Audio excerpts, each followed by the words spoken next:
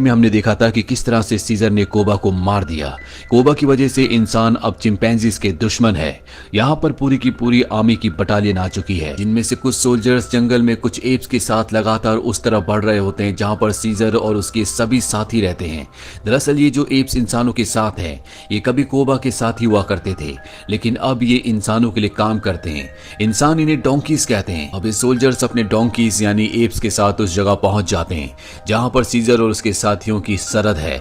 यहाँ पर कुछ एप्स होते हैं जो पहरा दे रहे होते हैं और तभी एक सोल्जर उनमें से एक एप को गोली मार देता है। गोली की आवाज सुनकर सभी एप्स इनके ऊपर हमला कर देते हैं। वो तीरों की बौछार कर देते हैं जिससे लगभग सभी सोल्जर्स मारे जाते हैं। यहाँ पर एक सोल्जर को दिखाया जाता है जिसका नाम प्रीचर है। वो रेडियो पर कर्नल को सब कुछ बताता है कि यहाँ पर क्या हुआ, पर तभी यहाँ पर एप्स आ जाते हैं जो प्रीचर और उसके 3 जिंदा साथियों को और साथ ही एक एप को जिसका नाम रेड है उसे पकड़कर अपने इलाके में ले जाते हैं, जहां पर सीजर उनके सामने आता है और वो प्रीचर को बताता है कि इंसानों से जंग उसने शुरू नहीं की थी बल्कि कोबा नाम के एक एप ने की थी जिसे मैंने मार दिया, और एक यही कारण है कि कोबा के जितने भी साथी थे वो मेरे डर से इंसानों के साथ शामिल हो गए। अब यहाँ पर जो रेड होता है वो एप जो इंसानों का साथ दे रहा है, वो सीजर से कहता है कि मैं तुम्हारे डर से इंसानों के साथ शामिल नहीं हुआ, बल्कि मुझे पता है कि कर्नल बहुत ताकतवर है, वो तुम सबको खत्म कर देगा। सीजर अपने साथियों से कहता है कि रेड को बंदी बना लिया जाए, जबकि वो चारों के चारों सोल्जर्स को घोड़े पर बिठाकर वापस भेज देता है। दरअसल सीजर इंसानों के साथ जंग नहीं चाहता बल्कि वो शांति चाहता है, इसीलिए उसने सभी सोल्जर्स को छोड़ दिया होता है। अब जितने भी एप्स जख्मी होते हैं नदी के किनारे अपने जख्मों को धो रहे होते हैं और तभी यहाँ पर एक एप आता है जो रेड को बंदी बनाकर ले गया था। वो बताता है कि रेड भाग चुका है। अब यहाँ पर सीजर का बेटा रेड आई भी अपने दोस्त के साथ आ जाता है। दरअसल वो अपने दोस्त के साथ एक बहुत लंबी जर्नी पर गया था। वो ये देखने गया था कि एप्स के लिए कौन सी जगह सुरक्षित हो सकती है, और यहाँ आने के बाद वो बताता है कि उसे एक जगह मिल चुकी है जहाँ पर सभी एप सुरक्षित तरीके से रह सकते हैं। अब यहाँ पर एक एप जिसका नाम विंटर है वो सीजर से कहता है कि हमें आज ही निकल जाना चाहिए क्योंकि यहाँ पर खतरा बहुत ज्यादा बढ़ चुका है। सीजर कहता है कि सही वक्त आने पर हम यहाँ से निकल जाएंगे। रात को सीजर देखता है कि झरने की दूसरी तरफ कुछ रोशनियां हैं और जब वो झरने के पास जाता है तो वहां पर उसे एक रस्सी मिलती है। वो समझ जाता है कि कर्नल और उसके सोल्जर्स यहाँ पर पहुंच चुके हैं। वो सबको इन्फॉर्म कर देता है और अब इंसानों के और एप्स के बीच में एक घमासान लड़ाई शुरू हो जाती है। एप्स यहाँ पर कई सोल्जर्स को मार देते हैं और तभी सीजर को अपनी पत्नी और बच्चों का ध्यान आता है, और जब वो उस जगह पहुंचता है जहां पर उसकी पत्नी और बच्चे थे तो वो देखता है कि वहां पर कर्नल है जो उसकी पत्नी और बड़े बेटे ब्लू आई को मार चुका होता है।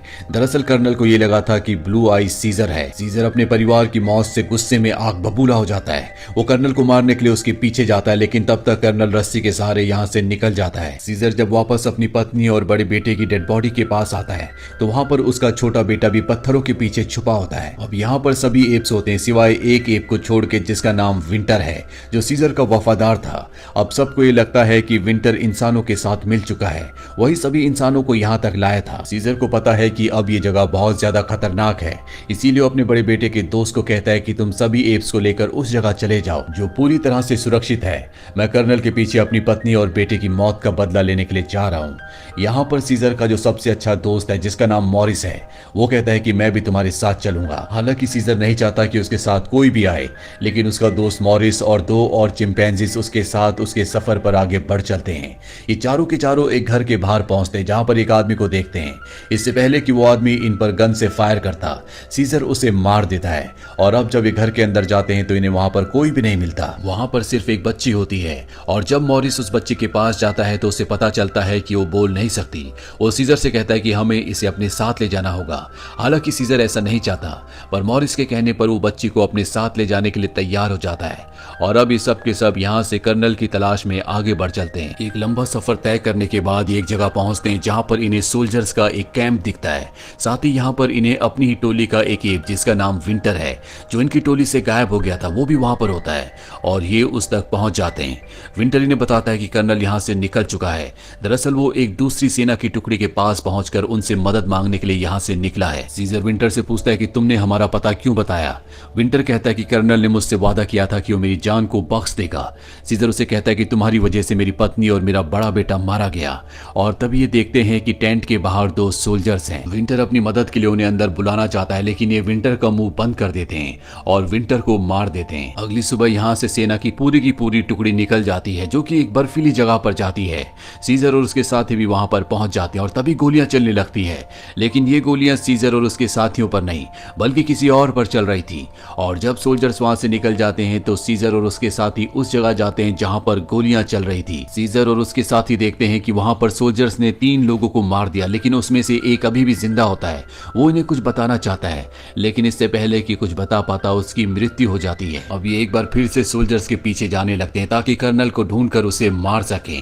और तभी एक हुड पहना हुआ आदमी इनका घोड़ा चुराकर इस जगह से भाग जाता है।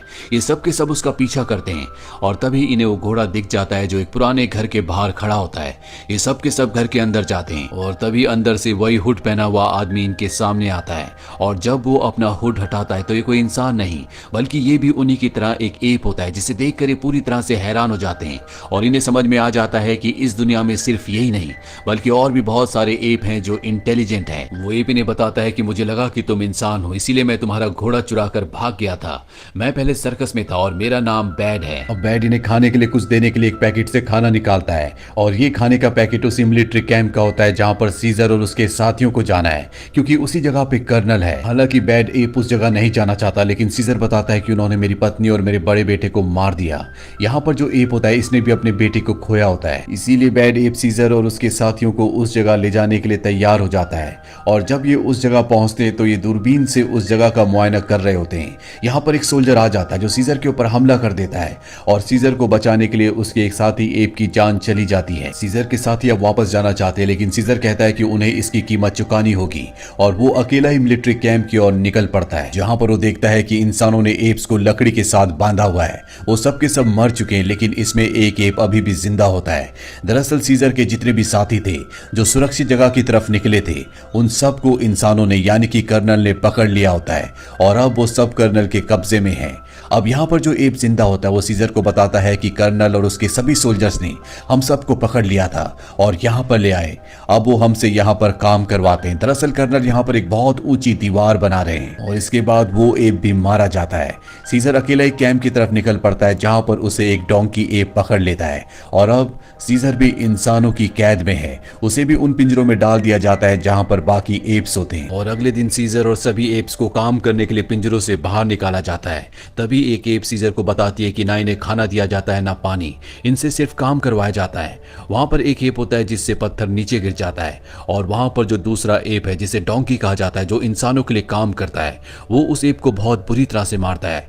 इस बात से सीजर को बहुत गुस्सा आता है और वो जोर से चिल्लाता है। और अब यहाँ पर जितने भी एप्स होते हैं वो सब के सब काम करना बंद कर देते हैं। लेकिन जब कर्नल बाहर आता है और सीजर के सिर पर गन रख देता है और गिनती गिनना शुरू करता है तो सभी एप्स दोबारा से काम करना शुरू कर देते हैं। इसके बाद कर्नल सीजर को अपने ऑफिस में बुलाता है, जहां पर सीजर उससे पूछता है कि तुम यहाँ पर इतनी बड़ी दीवार क्यों बना रहे हो और क्यों तुम अपने लोगों को मार रहे हो। कर्नल उसे बताता है कि जो भी वायरस से इन्फेक्टेड थे उन इंसानों को मैंने मारना शुरू कर दिया, जिसमें मेरा बेटा भी था, ताकि ये वायरस दुनिया में और ज्यादा ना फैले। ये वायरस अब इंसानों को नहीं मारता बल्कि उनकी बोलने की शक्ति को छीन लेता है, साथ ही उनकी जो इंटेलिजेंस है उसे भी खत्म कर देता है। यानी कि वो दवा जिससे सारे के सारे एप्स इंसानों जैसे बुद्धिमान बन गए, उसी दवा के वायरस से अब इंसान जानवरों की तरह बन रहे हैं। इसीलिए कर्नल ने ऐसे बहुत सारे लोगों को मारा है जो उस वायरस से इन्फेक्टेड थे, जिस वजह से यूएस की आर्मी अब कर्नल के खिलाफ हो गई है। इसीलिए यहाँ पर वो बहुत विशाल दीवार बनवा रहा होता है ताकि जब यूएस आर्मी उससे लड़ने के लिए आए तो वो अपने आप को इस दीवार के पीछे क्वारंटीन रखे ताकि वायरस से भी बचे और ना ही यूएस आर्मी उस तक पहुंच सके। अब यहाँ पर सीजर किसी तरह से कर्नल को अपने साथियों को खाना और पानी देने के लिए मना लेता है, लेकिन सीजर को सजा दी जाती है। उसे ना ही खाना दिया जाता है और ना ही पीने के लिए पानी। अब वो लड़की जिसे सीजर और उसके दोस्त मॉरिस ने बचाया था, जो बोल नहीं सकती, जब उसे पता चलता है कि सीजर को खाना पानी नहीं दिया जा रहा जिस वजह से उसकी हालत बहुत ज्यादा खराब हो गई है, तो रात के अंधेरे में वो चुपचाप सीजर तक पहुंच जाती है और उसे पीने के लिए पानी और खाना भी देती है। और इससे पहले कि वो लड़की वहां से निकल पाती, वहां पर कर्नल आ जाता है।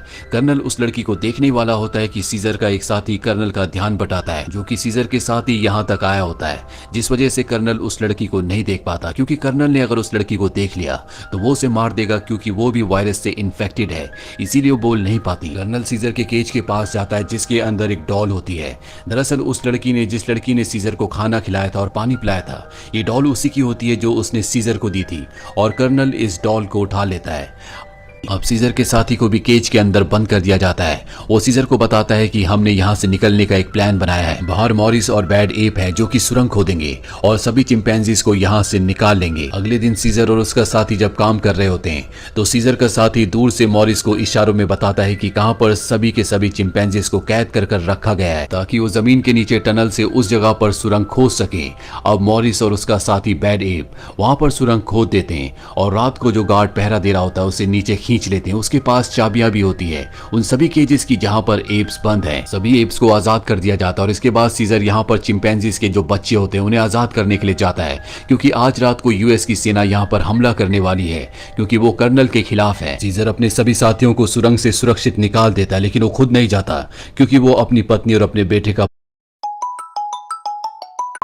बदला कर्नल से लेना चाहता है। लेकिन जब वो कर्नल के रूम में पहुंचता है तो वो देखता है कि कर्नल ने बहुत ज्यादा अल्कोहल पी रखी है। वो बोल भी नहीं पा रहा होता क्योंकि अब वो भी उस वायरस से इन्फेक्टेड हो गया है जिस वायरस के लिए उसने कई मासूम लोगों की जान ली थी। दरअसल उसने जब सीजर के केस से उस डॉल को उठाया था तो उसे नहीं पता था कि ये डॉल उस लड़की की है जो खुद भी वायरस से इन्फेक्टेड है और इस डॉल के थ्रू उसकी बॉडी में भी वायरस आ चुका होता है और अब वो भी उस वायरस से इन्फेक्टेड है जिस वायरस के लिए उसने कई लोगों को मारा है। अब सीजर उसे देखकर उसे मारना चाहता है लेकिन सीजर उसे मार नहीं पाता। लेकिन कर्नल खुद अपने आप को मार देता है क्योंकि वो जानवरों की तरह जिंदगी नहीं जीना चाहता। वहीं बाहर कर्नल के जितने भी सोल्जर्स होते हैं उनके ऊपर अब यूएस आर्मी हमला कर चुकी होती है। दूसरी तरफ से एप्स निकल रहे होते हैं और जब कर्नल के सोल्जर्स देखते हैं कि एप्स यहां से भाग रहे हैं तो वो उन पर हमला कर देते हैं जिससे कई मासूम एप्स की जान चली जाती है। सीजर भी सब कुछ देख रहा होता है और वो उन्हें रोकने के लिए वहां पर एक फ्यूल टैंक को उड़ाना चाहता है ताकि ब्लास्ट से सारे के सारे सोल्जर्स मारे जाएं। लेकिन तभी प्रीचर उस पर हमला करता है। प्रीचर वही है जिसने इस कहानी की शुरुआत में सीजर के बेटे के दोस्त को जख्मी किया था। प्रीचर सीजर को मारना चाहता है। दूर से सीजर का वो साथी जो इंसानों के साथ है जिसे इंसान डोंकी कहते हैं वो सीजर की बहादुरी देखकर अपना दिल बदल देता है और प्रीचर को मार देता है। जब इंसान देखते हैं कि उस चिंपैंजी ने जो उनके साथ उनके लिए काम किया करता था उनके साथी को मार दिया तो वो उसे मार देते हैं और अब सीजर को मौका मिल जाता है और वो टैंक को ब्लास्ट कर देता है जिससे एक बहुत बड़ा धमाका होता है। इस धमाके में कर्नल की लगभग पूरी आर्मी मारी जाती है लेकिन अब यहाँ पर दूसरी आर्मी भी आ चुकी है जो सीजर को देख लेती है। पर इससे पहले कि वो सीजर को मारती, सीजर ने जो धमाका किया होता है उससे बर्फ की चट्टानें नीचे गिरना शुरू हो जाती है। सीजर के जितने भी साथी चिंपैंजीज होते हैं वो सब के सब पेड़ पर चढ़ जाते हैं। साथ ही उस लड़की को भी पेड़ पर ले जाते हैं जो बोल नहीं पाती और अब बर्फ के फिसलने से जिसे एवलांच कहा जाता है सारे के सारे इंसान मारे जाते हैं। इसके बाद मॉरिस सीजर के पास आता है। मॉरिस को समझ में आ जाता है कि सीजर अब बच नहीं सकता।